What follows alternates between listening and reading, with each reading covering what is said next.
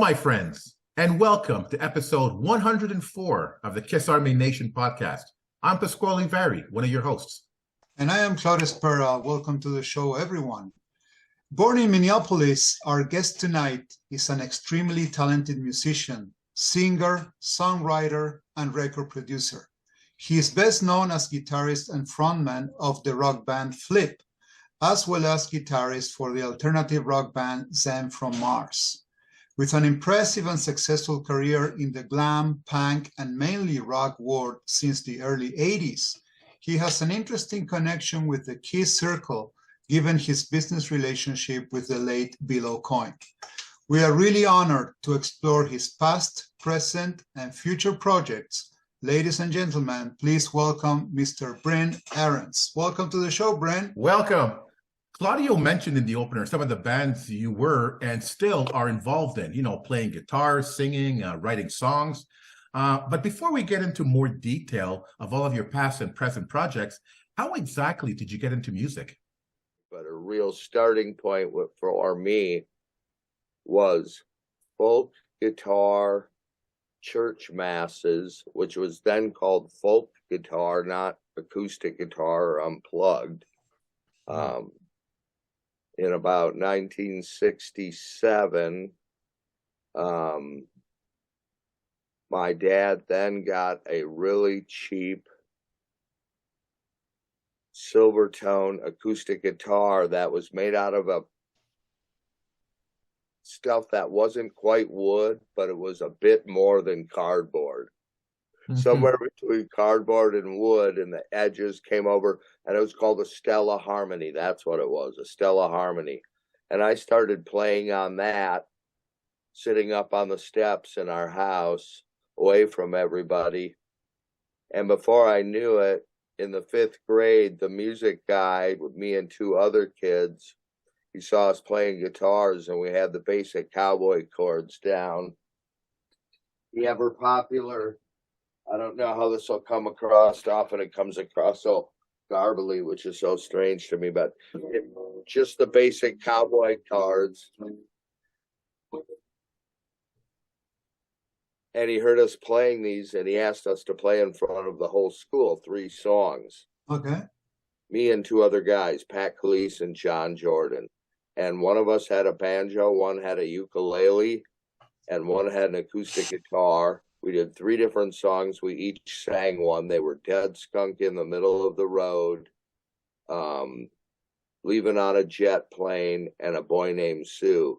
And let me remind you, at this time, the song Leaving on a Jet Plane was a brand new song. And that was really my very first performance. I want to say I was told that was 1972 the other day. I'm not so good with dates, but I was telling somebody the story, and they kind of did the math, and they went, that'd be 1972. Right. But like 5th grade. And from there, I started a band in the 7th grade. It's so funny to use those as markers. In 7th grade, and that band started out as Ash of Evil, then turned into Evil Ash, and then turned into Ash, and then turned into Pearl. And that band lasted from the 6th grade until we graduated high school. Oh, wow. That's a long time for 4 guys to do it. So we played every, school type function there is to play within our little tiny neighborhood of North St. Paul and, neighboring Woodbury, insert town name here, all the surrounding areas. We played every one of their schools. And back in the 70s, you'd play the big gymnasium with the really tall stage, and a lot of times they had theater lighting, and you'd call your buddy up, who had an extensive lighting rig at his house. Like, dude, you have dimmers on your walls at home, man. Will you be our light man? And then he'd come and run the lights. And that was really, and we would build our own lighting boxes out of plywood and, make our own giant speaker cabinets and play Tisco guitars and Montgomery Ward's amplifiers. We had used dry ice. But and that band, our very first performance, okay, bless his soul, Kerry Dombrock, the original drummer, is no longer with us. His sister sent me the drum head. Oh, wow. From 1972, right, from that concert. And Kerry had written on the back. Oh my God. And it's, I don't know if you'll be able to catch it at all because it's kind of fading. Oh yeah, you can see a little it. bit. Yeah. We see the date there. Okay. It's like, and it's like little kid writing, right? Right. So it says March 1st. Oh, I got the date wrong. 1975, our first concert. First concert I was ever in. I was playing my own drums.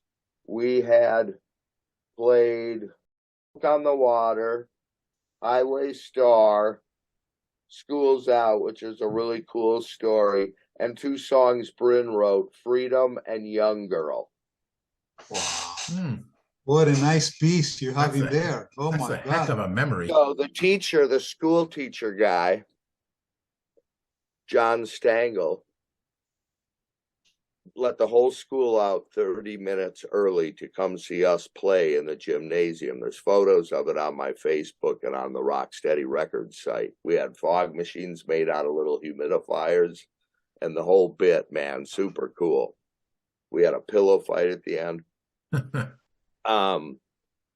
I realized that if he's going to give us the last half hour of the day at 3 o'clock when school ends, a bell will ring. And we were going to play School's Out. Nice. Why wouldn't we conceptualize and close the night out with School's Out? And by the time we get there, the actual school bell will ring and we'll be fucking cool. Nice. Right? Well, it'll be easier for us to find homecoming dates. Well, needless to say, we were so excited that day. Our parents all let us off of school. We went to the local Tom Thumb, and to be cool, we bought chewing tobacco, and not being aware, we swallowed it. We all got sick and threw up, made it to the show, put on a great freaking show. But we didn't realize in timing the set out with the school bell that we would be so excited that we would play all the songs 2 times too fast. Right. We had to vamp on the end of School's Out for like a week, for summer vacation. So that, that would be an extended answer to how I got started in the music business. But I think it's a pretty cool story. It really is. It really is. So, talking about your early career in music, what is one of your favorite memories of the time? Well, that concert certainly at Howard School, playing Woodstock '98. Oh wow! Flipp was the first national band on the huge main stage in '98. That's hard to forget. I do remember when my first real band, not my first real band, but the band that was when we were old enough to start playing bars, was a band called Obsession. Mm-hmm. Okay. And when we started selling out, once I asked if we could do 2 shows, and they said yes. We did all ages during the day, and then this was a new thing in 1983, 84, new concept, That was around the same time as Fun House, because you also had a band, right, under the name of Fun House. This would be before Fun House. Obsession did become Fun House. Oh, okay. Which is a wonderful story. I don't mean to go off script. Oh, go for it. It's a wonderful story, which includes Mick Ronson of David Bowie fame, who I did some work with, and he was life-changing for me, and there's a nice story to be had there. Go for it. Go. But back to Obsession, they let us play 2 nights, and we sold it out twice in one day. And I remember after that day, walking down the stairs from the band house where the lighting guy lived and the bass player lived and, you know, the sound guy lived and all the gear was stored and all that kind of thing. And the sun was shining on the steps as I was walking down. And I remember very distinctly, it was one of those moments that, why do I remember this moment over so many others? Why does this have an extra little to it? And this is one of those. And that was a really satisfying day for me. That was like, I was probably 21, 22 years old. I'd really already dedicated myself since the 6th grade. I had to quit all after school sports, and I loved playing baseball. I was good at baseball, liked playing football. I was good enough at football. But to do band stuff, so to sell out 2 nights at 21, 22 years old, you're like, I think we can be confident in the decisions we've made thus far. And it's enough to put more gas in the tank, as it were, and push this thing. And that's kind of, you know, that my head has been in that game since Three Dog Night, you know. So, yeah, I've been around for a long time. I've been doing it for a long time. I lived in New York City for a long time, where I did studio guitar work for Sean Lennon, Buddy Miles. I was asked to join many popular bands. I've gotten to work with Jack Douglas as a record producer, Eddie Kramer, Kiss alumni, Eddie Kramer. Yeah. Well, we'll touch on that, you know, later on. But Brynn, so let me just fast forward to the 90s, specifically in 1993. I know that you were hired by RCA Records to write songs with Stephen Sharrow. Okay. Yeah. So awesome. That's right. How did you end up doing most of the work for those recordings? Because from what I read and what I heard, basically you took the lead and you wrote all the music and you did all the singing. So how did that happen? Well, it really came from a guy named Peter Robinson at RCA Records, is where it started, who was coming out to see my New York City band called Rattlin' Bones a lot. And he actually asked me at one point to join the Dave Matthews Band, because Dave Matthews at that time, they wanted like a showboat in the band. They wanted an added strong visual element to the group, which they thought it was lacking at the time.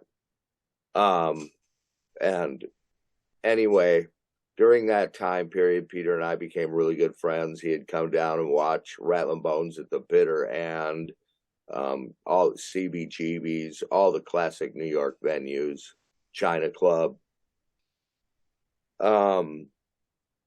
Stephen Sharrow's band, Kick Tracy, was on RCA Records. And at that time, the feeling at the label was that Kick Tracy, there was internal problems, but they wanted to exercise, they still liked Stephen, and they wanted to exercise the first right of refusal on Stephen. But in order to do that, they need somebody to write songs and put a band together for Stephen. Peter Robinson from RCA suggested me to Stephen, and Stephen was already very aware of me, because Stephen is also, we grew up 20 miles away from each other. So he was totally aware of all the work I had done up until that point. And he went, Brynn Arens, are you kidding? Yes. So we made some killer stuff under the band name Heavy Syrup. Okay. Alter Ego, sensational. Electric Asylum, freaking awesome. Wind Chimes and Butterflies, fucking awesome. Fruit Smoothie, we do a cool version of Love Gun by Kiss, really slow. And during that sessions, Stephen and I did, I don't know, 25 songs, and some of them didn't get finished.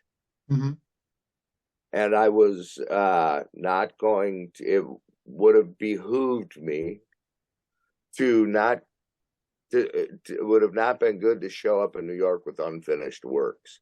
So there was a couple things that I'll just sing them. We were going to do this weird version of My Generation that I wanted. Like, what would it sound like if Sonic Youth or Tom Petty did My Generation? Okay. Right?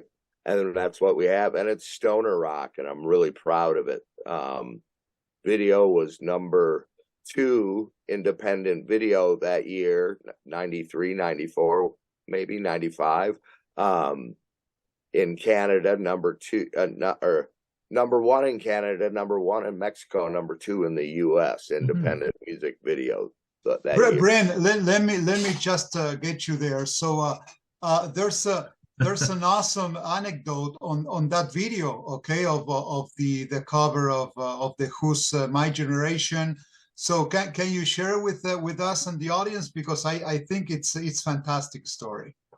It's a wonderful story, and it's none of it is premeditated. It's all happenstance from the hip on the fly. Steven doesn't finish the song. One of them is My Generation. During that exact same time, my two good friends, Kilo Bale and Sherry Forever, aka Eric Bretto and Greg Item, were now playing in Badfinger. If you want it, here it is. Come and get it. Right? They're now in Badfinger. And Greg was in Cherry Forever, was in Rattlin' Bones, was in Funhouse, was in Obsession. Him and I had played together since 1980. So when I was doing the demos for Steven, who had I asked to do it but the studio owner, Kilo, a.k.a. Eric Bretto, and Greg Item, my bass player I played with forever, who moved back to Minneapolis from New York much earlier than I did. So during this time period, we're doing the demos together. Steven doesn't finish My Generation. I put a quickie vocal on it in one take. I didn't even know what I was going to do. Changed some lyrics on the fly. Got done with it that day. A friend of mine who owned a big production lighting company had just purchased a bunch of lights and wanted to videotape something. Brynn, do you have anything I can videotape? Well, we're at Kilo Bale's, Eric Bretto's giant studio called the Sound Gallery, downtown Minneapolis. So we go, sure. And Kilo goes, and Eric says, yeah, we can do it. And so during that time where he's bringing his lights in and stuff, there's a guy, when I grew up back to Ash of Evil, during that exact same time period as the drumhead, had a band called Backbreaker. Okay. I always thought it was a pretty freaking cool band name. And I was freaking 7th, 8th grade. Anyway, I saw them play once, and he painted his face half black, half white. So for the My Generation video, as a lark, there was a theater. I was downtown Minneapolis, big theater district, theater makeup store just a few blocks away. So I walked and got some, did the black and white. We did My Generation, and I brought it back to New York with me and played it for my friends, Jack Douglas, my then manager, David Krebs, some guys in the New York Dolls, and some guys with Ace Frehley, and they lost their minds on it. And now I'll stop and see if there's another question, but that was the beginnings of the My Generation, how it came to be. So big, so huge. It's really cool. There's a couple, it's so homespun, it's so Little Rascals. If you watch the video, and I encourage people to do it, after this many years, I can fondly say I'm proud of it. If you watch the opening thing, the bass player is like really close, and he pulls back right at the beginning. That's because he had to hit record. I love it. So it was his tape machine. He would hit record and then back off, and then I would just walk in slowly. And we duct taped. The wide angle lens is a peekaboo from a standard thing from a door that we unscrewed and took out and duct taped onto the camera lens. Holy moly. Oh, wow. Wow. And eventually it ends up on MTV. There you go. Nice. So is it safe to assume that it was that video in particular that allowed you to be signed to Hollywood Records? Yes, I would say yes. Okay. Okay. That coupled with great live performances, because they came out and saw the band, and Flipp has never played a bad show in our whole career. Mm-hmm. Never happened. Now, tell us a little bit about Flipp. How was Flipp formed? From that Flipp was formed because the video got such a strong reaction that I was basically put in the position of putting that band together. Okay. So I called Kilo and Cherry and said, you guys, then this is post MTV, which is a great story, as you may or may not know. I snuck it into MTV. And once that started getting played, I started getting calls from record companies. And I said, you guys, we should put a band together. Mm-hmm. I'll come back to Minneapolis to do it. And I flew back and forth a lot. No, that's really cool, because it sounds like it's a whole series of events that led to the formation of Flipp. It absolutely is. And what's bizarre is, of course, to me, having been doing this sort of thing for so long, the things that happen along the way that excel these things are modus operandi. You don't really, the significance of any given moment doesn't show itself right at the moment. Mm-hmm. Exactly. You don't know for a while what's good and what isn't. It's like, it's hard to dictate, at least it is for me, in real time. And I can't premeditate anything. I'm a 1 foot in front of the other guy. I can't walk 2 steps in front of my next step. I can't do it. Right. Build it and they will come is my thing. And I think that's a healthy artistic way to be. And Bill Aucoin, confirmed this to me near the end, how proud of the art, how I just never let up. I'm doing 5 things at once, and every one of them's an artistic venture, and how he just really admired that. And so that being said, my daily routine is just doing that. So I don't notice what's going to pop and what isn't necessarily. I do it all. You plant all the seeds, you fertilize them all, but somehow not all of them get sun or something. Yeah. You mentioned that your plan for Flipp wasn't premeditated, but while you were forming the band, did you get the impression that, this is going to be something special? Yes. Yeah. The short answer is yes. And we had a mantra that served us really well at that time. And so many bands get together, ours included, of course, and they say this line at band rehearsal: wouldn't it be cool if? Yeah. And we went, let's finish that sentence every time. Wouldn't it be cool if that guy who offered us the helicopter and the guy who offered us the cereal, we put them together and they dropped cereal on a crowd while we were playing.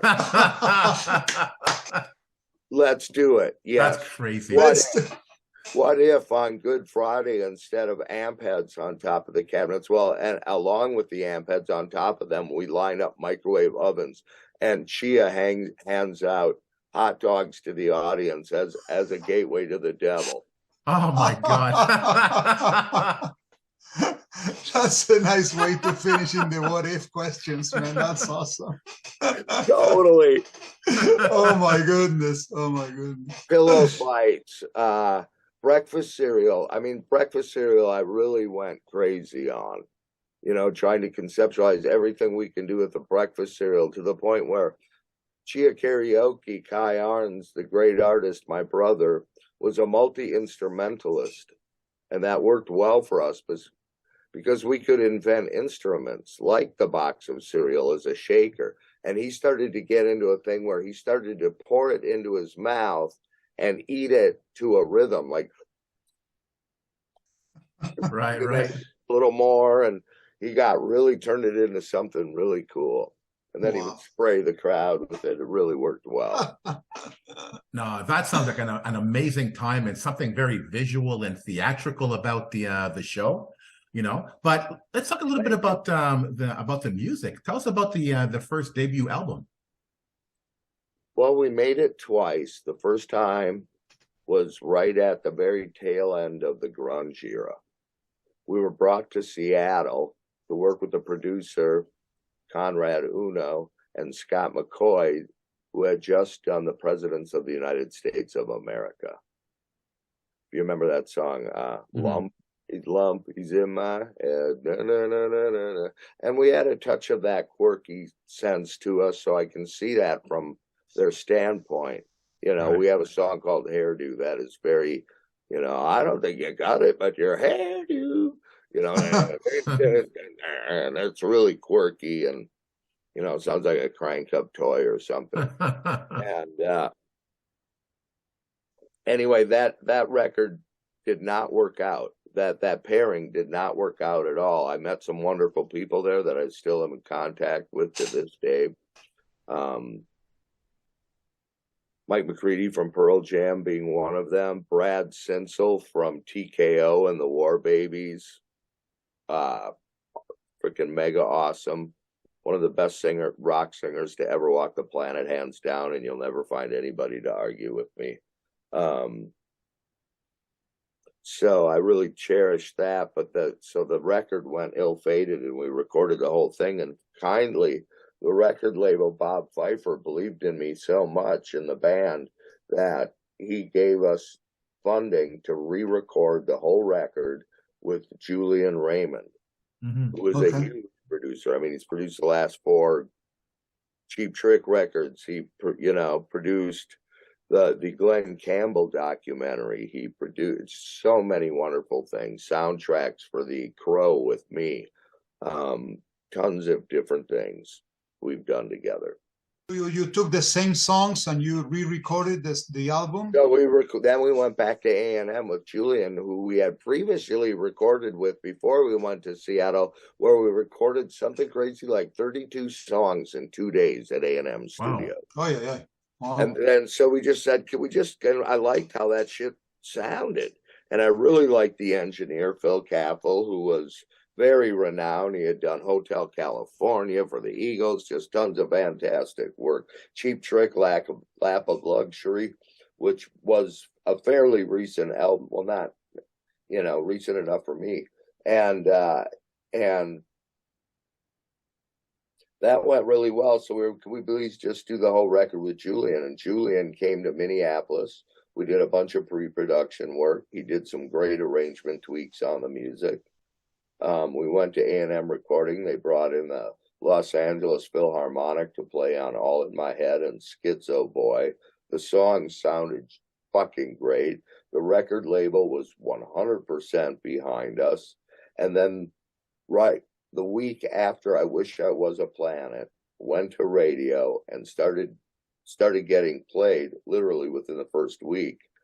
The Walt Disney changed all the employees at the record company. Oh. And literally with that, the band goes to, because you're tied specifically to a person that works at the record company, you know, and new people were coming into a record company. Chances are that they are bringing also with them a band or 3. Right. And that's why they're being brought into the label. And it was a fantastic time. I spent a lot of time at the Walt Disney Commissary eating lunch, sitting at a table where Julie Garland probably once sat and ate potato salad. And I lived on that. I was there a lot. Bob Pfeiffer believed in us so much. There was talk of there being a Flipp cartoon on Saturday mornings. Almost like a punk rock monkeys cartoon. And I just thought that was fantastic. And I had just great support from Bob Pfeiffer. It's too bad that the, you know, business infrastructure of the company is what fell apart. It had nothing to do with the artistic temperament or quality of the people who worked there. Yeah, maybe unfortunate times.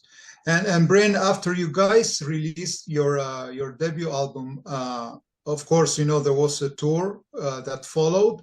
And who did you find yourself doing shows with? Because I read somewhere that, you know, you were sharing the stage with, you know, everybody. Huh? Let's name one. But it's the notables I think are pretty badass, like the Ramones, the Super Suckers, Green Day, Stone Temple Pilots, Evanescence. There's a really Wow, Evanescence too. good, Wow. really good Evanescence story where the road manager punched my road manager in the back of the head. Oh yeah. I don't know if you call it a good story, but it's a real story. It's a real life thing. I don't know if you've seen the new Flipp album. It's called Too Dumb to Quit. Yep. Mm-hmm. And around the outside of the album, it's a game board or a bunch of tiles. So if you spin and you move your thing on these tiles, every one of those things, of those tiles, move back 3 spaces, bus goes in the ditch.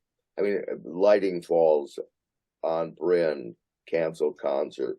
All the things that are listed are real. Oh, wow. Every one of them actually happened. Yeah, those were the notables. Cheap Trick was the best. Cheap Trick was the absolute best, you know, but once again, we're on tour playing with this band and that band, you know, Lit, we were doing shows with, and then ending up in Woodstock was pretty, 98 was pretty sensational towards the, you know, pretty much, the band peaked out probably a year and a half after that. Okay. Where it was just happening all the time. We were #1 in 8 cities, and those cities, I couldn't list them all 100% correct, but we're like Worcester, Massachusetts, going to Fresno, California, to Austin, Texas, to, oh, what was the name of the town in Michigan? We're #1 in Michigan. Detroit. And then Kansas City in the middle. And so we're like hop, skipping, and jumping all over the planet. Yeah, like let's see how far we can get them to go. That was You think they'll go this far? Yes, they will. What would be the farthest place they could go from here? So, Brynn, I want to talk a little bit about Bill Aucoin, because we mentioned that Flipp was managed by Bill. This goes out to our friend Tom Feely. Oh, yeah, exactly. Yes. Yeah, good shout out, you know, for Tom. Absolutely. This goes out to our good friend Bill. The card, yeah. Oh, nice. So awesome. So awesome. Bill is, I ran with Bill probably longer than any other manager I've ever had. I almost think 12 years we worked together, pretty much solid all the time, on and off on other things, including a Broadway presentation of The Who's Quadrophenia. Oh, that I got Stephen Shiro hired on to play the lead. Oh, wow. Yeah. So how did that eventual meeting happen between you and Bill? Good question. My favorite manager I've ever had in the world, rest his soul, is Herb Gart. I have stories from here to. He was a guy that came out of the 1960 peace and demonstration music period in Washington Square Park in Manhattan. He is the man who coined the phrase and invented the phrase singer-songwriter. Mm-hmm. He has managed more great folk artists than I will bore you with a list of their names, as difficult as it is for me. Herb Gart, the great manager I just mentioned, who also, I have to say, frankly, managed a lot of the first-rung writers and performers on the first Saturday Night Live. Mm-hmm. He was a comic genius. I saw him do funnier things than anybody in my whole life. We had switched from Obsession into Funhouse at this point. Okay. Mm-hmm. Herb Gart, we went and made a trip to New York, and through our friend Buzzy Linhart, Herb Gart was notified about the band, came out and saw us at a place called Tramps in New York City. and he dug the show and became our manager. One of the first few things he did was hook us up with a guy named Mick Ronson to be the first band to record at Prince's Paisley Park Studios, if Mick liked the band, which he did, and he did produce the recordings, and they're fucking great. Mm-hmm. He did a great job. Herb Gart also wanted to improve on the live presentation of certain members of the band. So Herb Gart hired Bill Aucoin to do this.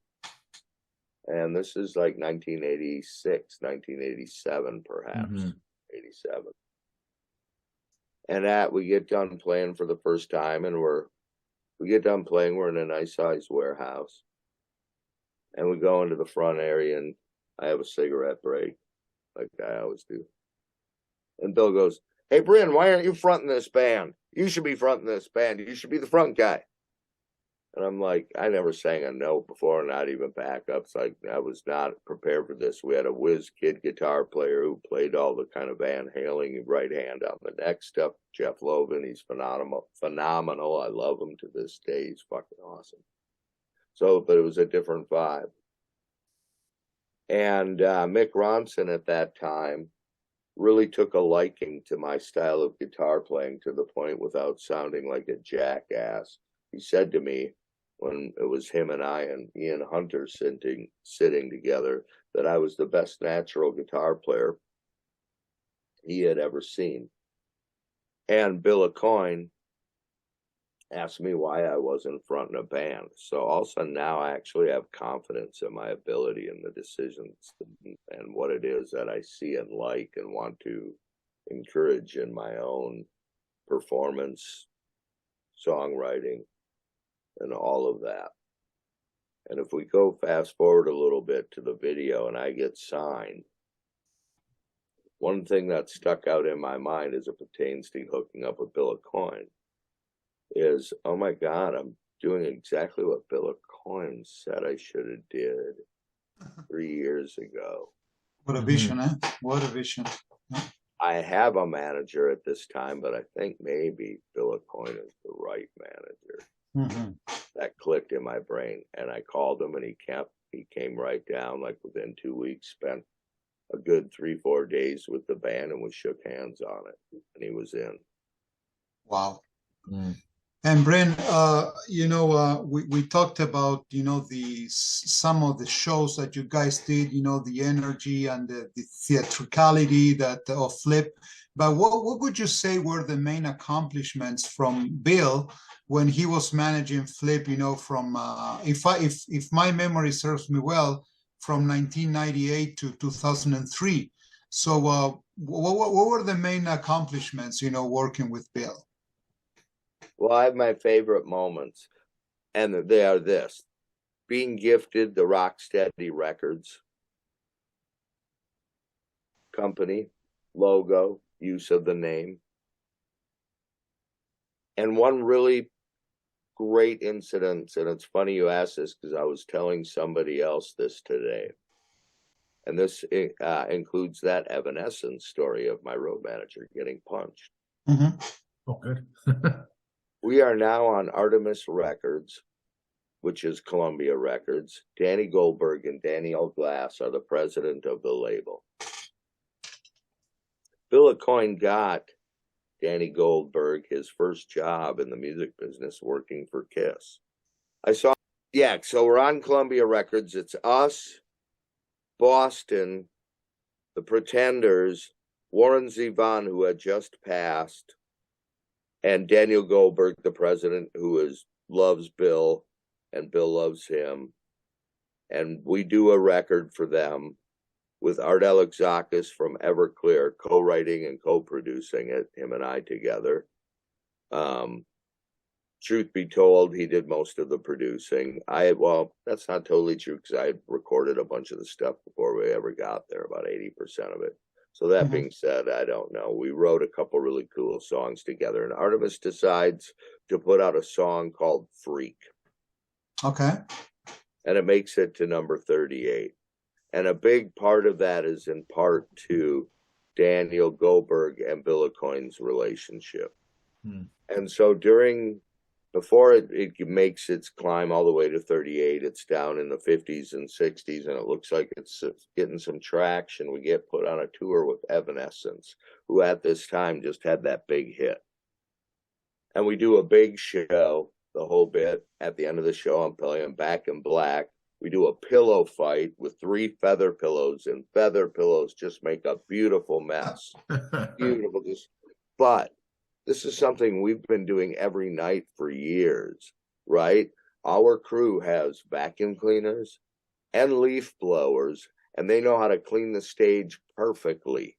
Okay. Perfectly. Is it still against the walls in the club and shit and the theaters and laying around? Yes. But anyway, we get done. The audience goes bananas for us. We're in St. Louis. Bananas. We went over like just perfectly. It was such a great show. The band was just on fire. We're walking back to the tour bus, Bill and I and the band, and our big road manager, Sean Walgren, all of a sudden goes, bam, goes down. We turn around, and Evanescence's road manager had cold cocked. Oh, Our road manager close fisted in the back of the head. holy moly. We get onto the tour bus. We maintain that he's okay. And he, of course, is swearing up vital, and we're all really concerned. During this period, we get a call from the booking agent for Evanescence, of course, who is now booking us on this tour. And I just got a call from the road manager, you guys are off the tour. Mm-hmm. And I know in my heart of hearts is because, well, and the agent said, he goes, yeah, road manager says you're just not opening band material. You guys are headliners. Yeah. Of course. Yeah, you were stealing the show. They didn't Right. want us on the tour, and that's why the guy punched my road manager in the back of the head and said Okay. it was about Oh, the wow. feathers, but it really wasn't. And to get to Bill Aucoin, here's how he handled it. He's talking to the agent, who he knows. And he goes, yeah. And he's not saying a whole lot. Yeah. Yep. Yep. Well, you said you wanted a rock and roll band. Click. And hung up on the guy. Nice. Nice. And at this time, and then the back lounge of the tour bus, and it's just Bill and I. And he does that. You said you wanted a rock. He might have, said, well, you said you wanted a fucking rock and roll band. Click. And that was it. And I just looked at him and went, Nice. You're the man. That's right. yes. That Yes. guy was a legend, man. Good work. Good work. He always was encouraging me to do absolutely every idea I came up with, which there is no shortage of. Now, speaking of that, you mentioned all the theatrical stunts you guys do on stage. The face paint, the smoking guitars, the pillow, the cereal. Now, is that something we mentioned premeditation before? Is that something that's premeditated? It's like, or is it something like, well, let's see what happens, and then is it part of the show, or is it just something that we'll see what it feels like at the time? That's a great question. That's a fair assessment, because not everything you do works over and over and over and over. Exactly. That's why. Right. Yeah. Yeah. So, for instance, we're playing a festival. I'm going to guess there's 18,000 people there. And we have I'll just call it mid-headlining status on the show. We pretend, and we hire a InSync, who was very popular at the time, look-alike band. And we have the radio station announce over the PA that we're stuck in traffic and we can't get there. But our good friends InSync are going to play in Flipp's place, and they come out and they're they got a track, they're all rehearsed. Nobody knows it's not them. And during this whole time, behind them is being erected a 20-foot Flipp box of cereal. Oh, God. 20 foot high. That looks like this. Okay. Okay. Jeez. And it's made out of canvas. And it's just 3-sided. And there's a slit down the middle of it. And there's a fog machine. in the back of it, right? So as they're performing, this thing's getting built, and all of a sudden people start going, "We want Flipp." We come out and we have like sugared bottles. We're cracking bottles on their head. They have blood capsules. We kick the shit out of InSync, and we bang and kick into our song, and the crowd just like. So it was just another case of, you know, what if a band, Right. you know, couldn't make it, and InSync played at a rock festival in their place, and then the band showed up and like beat them up. You made it Okay, happen. let's do it. Here's what we need. And Kai, to his full-on credit, my brother Kai pretty much manifested all these crazy ideas we would come up with. He would physically manifest the tools that the band had by being who the band was, and use those tools and companies and peoples and things to get all this stuff to actually be a reality. Was that right? So, Brynn, we wanted to ask you about you know, what happened during your performance at the 93 X Fest in 2002 about the feathers, and that was the pillow fight that you were mentioning before. Well, no, during that particular gig, we also dropped feathers. Oh, okay. From a helicopter. Oh my God. Giant tighty whities for our second album, really oversized one, which is titled "Blow It Out Your Ass," with a Flipp "Blow It Out Your Ass" logo on them. Oh my goodness. And we were threatened that if we did feather pillows, you know, there would be hell to pay. Ah, They okay. inspected our gear, and our road crew devised all these methods of hiding the feather pillows in amp cabinets and different things. And while we're playing, they're taking some of the amp cabinet backs off, and all of a sudden all the pillows appear. It's just mayhem, and then a fucking helicopter flies over and drops them. It doesn't suck. I love it. Oh man, safe to say you guys are nuts. I love it. You know, it's really a lot of fun, and one thing to remember is listen to the Flipp music. You know, I'm really proud of it. It's really great shit, and you know, it's nothing more than any other band could do. There is time to do these things. They're doable. We did them, and it doesn't take away from all the time you need to make the music. Mm-hmm. So why more bands don't do more of the things they conceptualize when they're drinking the proverbial six-pack at rehearsal and are making commentary about things. I wish, you know, I like it when it's pretty easy just to implement these things. They're not pretty easy, but it can be done. Just do it. Do you guys like prepare for a show like this with, you know, offstage antics before the show and offstage antics after the show? Did we have, I never did. Offstage pre-show or post-show antics. Actually, if I can be brought to the venue without completely sight unseen, 10 minutes before I go on stage and get handed a guitar and it's all working good and I didn't have to sound check it or anything. Okay. And then I will leave depending upon what's required. I find that if I spend as little time as possible at a particular gig, like roaming around the room, looking at things, playing guitar through the amps, if I do all that before the gig somehow loses some adrenaline magic. Some energy. I walk in cold and I've never seen the place before. And when I play a room, I'm not playing a shtick. It's not the same thing every time.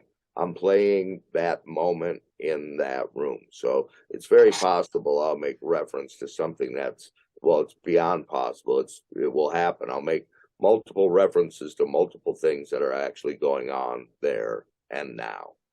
Mm-hmm. As opposed to like going during this part of this song, I will stand over here.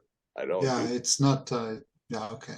It's not planned. That's interesting because I haven't heard many musicians that do that. Because what you're doing essentially is you're not preparing yourself before the show. You just go up there. It's like, let's just see what happens. And the adrenaline must be like, you must be Well, fired up during the show. We're very serious about the music. So there's musical rehearsals, of course, where we're probably more laid back and stuff. And, you know, there's a thing or two here you always want to work on or try a new idea or have a new song. So there's always rehearsals to be had.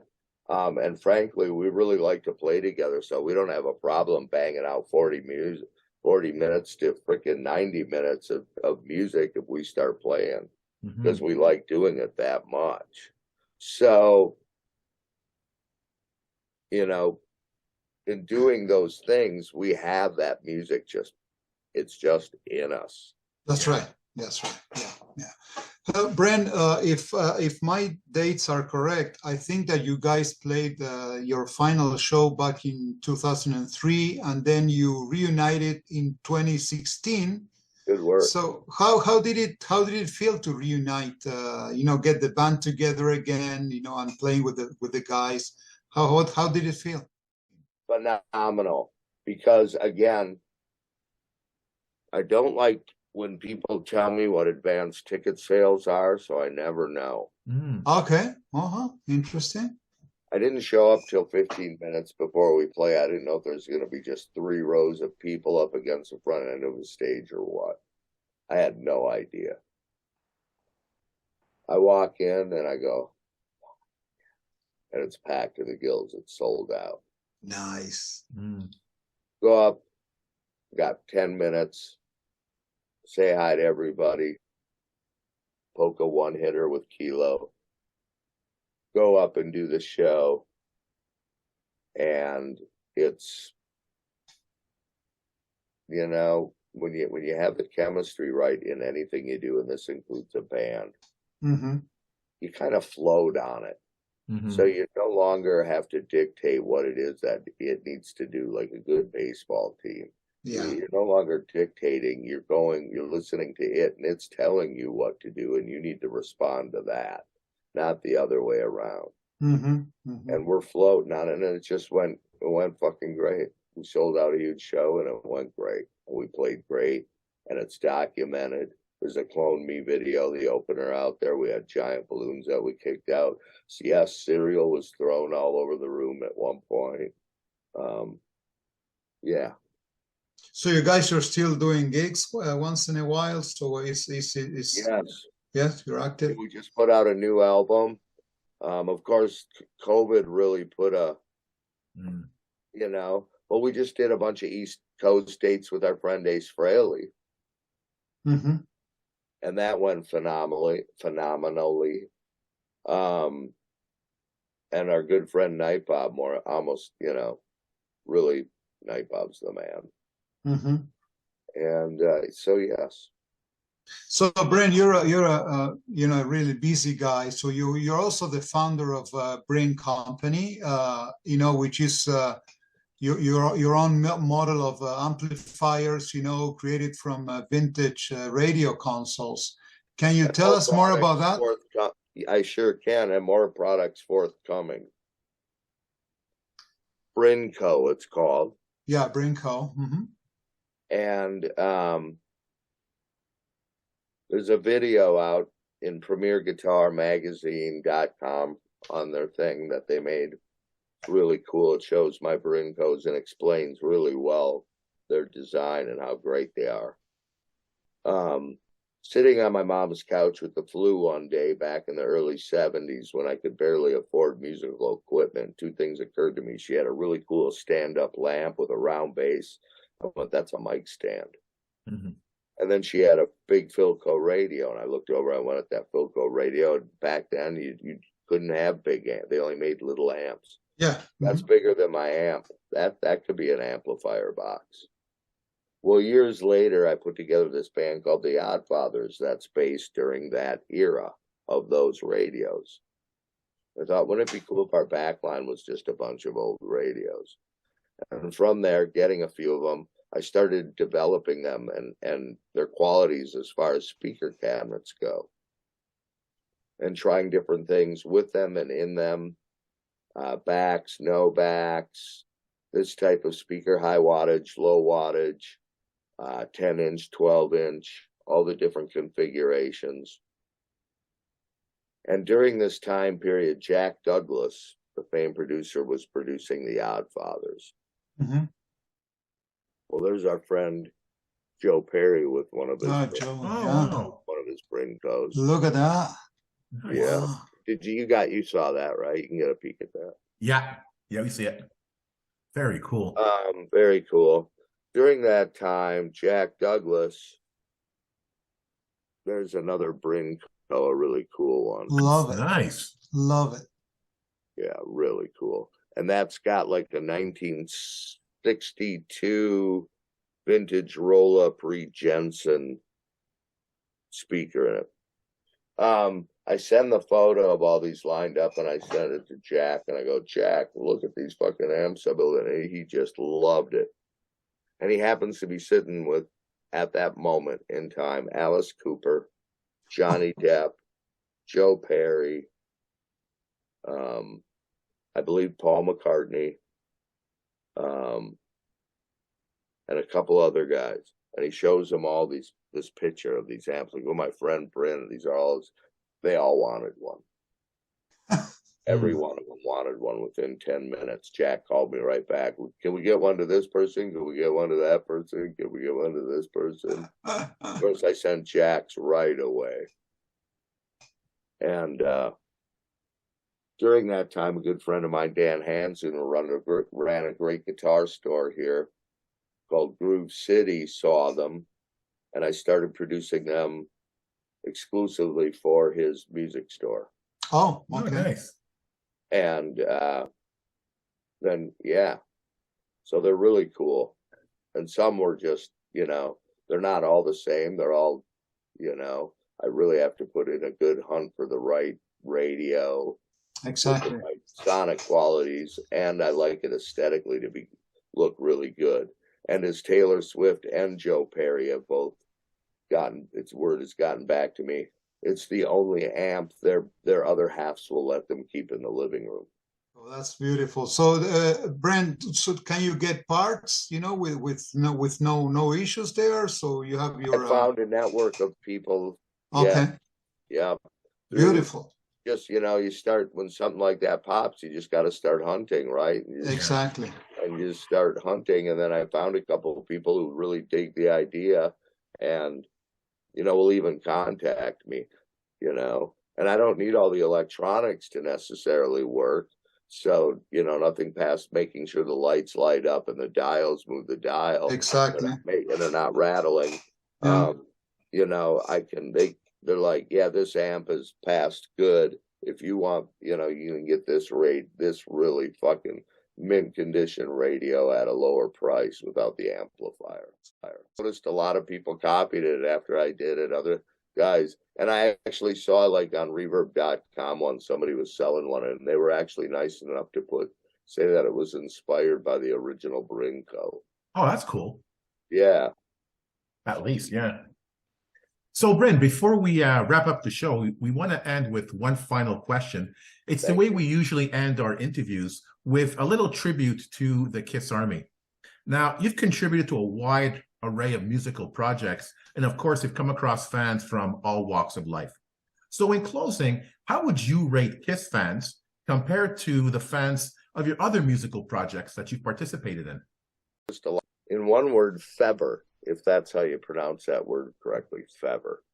KISS fans have an energy that is elevated. They care and care isn't the right word, because we care for a son or a daughter, and we care for our parents, and it's not that kind of care. So it's like there's an elevated level of excitement when KISS is involved. It's really that simple. Mm-hmm. I don't know what else to say. It's energy, isn't it? Yeah. Mm-hmm. Passion. Mm-hmm. In the end, it's energy. Yeah. And there's a lot of ingredients that go into that energy, and some that we're not even aware of. Brynn, we could keep going forever. This is so fascinating, but I know Thanks that for having me on. time is value for you, and so it was such a pleasure to have you on the show. Thank you very much, for your kindness and making yourself available. It's been truly awesome to have you, and we can't thank you enough. Thank you so much. Oh, you've thanked me more than enough. Thank you. Well, a few more thank yous, because I also want to thank you. If we learned anything tonight about you, is that I don't believe you could have been where you are today if you weren't a risk taker. If you weren't the kind of person that thinks outside the box and let's try this. I don't care what other people think. I'm going to do this because I enjoy it and it feels right to me. I admire someone like that, because it takes a lot of courage to do that. And you followed your dream because you're not afraid to take risks. Learning to fail is really just part of it all, isn't it? It's all a matter of choosing where you want to fail. Yeah, that's right. That's a good one. I'd rather fail at this than a lot of other things. Exactly. And I'm too dumb to quit. Well, you have an amazing career to show for it. So thanks again for being on the show. Really there's appreciate plenty it. more coming. And again, here's my shameless plug for the end of this. Check out the new iHeartRadio show. Right now it's titled Flip Sides. Mm-hmm. Check it out. Super. Definitely. Bill, our good friend, I just did a show with our good friend and Ace Frehley and Gene Simmons alumni, Jeremy Asbrock. Oh, of course. Nice. Friends of ours. Yeah. Yes, and I'll be doing Philip Schaus. I did Night Bob. We did a great interview with Night Bob. That'll be coming out. Great one with the musical genius Charlie Barron. So yeah, there you have it. With that, I will stop. No, that's it. Looking That's it. forward to it. It's part of the family. So we're close with Jeremy and Phil too. So Yeah. that's beautiful. Awesome. They're beautiful. They are beautiful Nice. people. So to the KISS Army, we hope you enjoyed this episode. If you have any questions, comments, or ideas, please send them to talktome@kissarmynationpodcast.com. Until the next time, remember, never stop rocking. Take care, everyone. If you enjoyed this episode, like and subscribe on YouTube, or follow us on Spotify, Podomatic, iHeartRadio, or wherever you listen to podcasts. Don't forget to make yourself heard.